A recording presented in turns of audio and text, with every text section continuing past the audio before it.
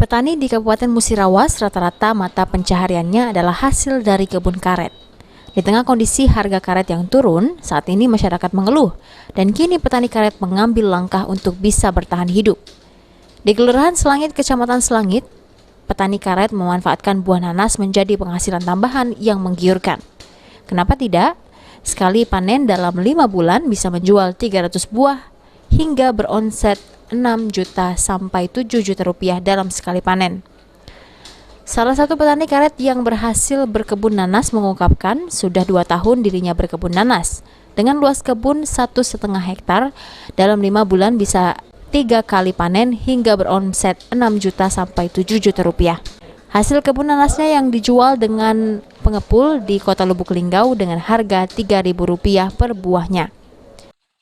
2 tahunan lah. 2 tahun. Dalam kalau panennya berapa kali ini? 5 bulan, nah 5 bulan panen sekali. 3 kali, pernah 4 kali. 4 kali. Yo. Kita sekali jual tuh?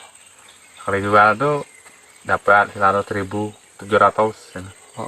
Yang ke cak seminggu lagi, apa 10 hari lagi, ambil lagi. Gitu. Jadi 5 bulan itu kita bisa manen sampai 3.000-an ya? Iya, kalau lahannya gak bisa kan. Kalau kita jual biasa berapa harga itu? 3.000 lah. 3.000 per 3.000, satu 2.500 buahnya. Iya. Biasa kita sekali jual itu dalam 5 bulan tuh dapat keuntungan berapa?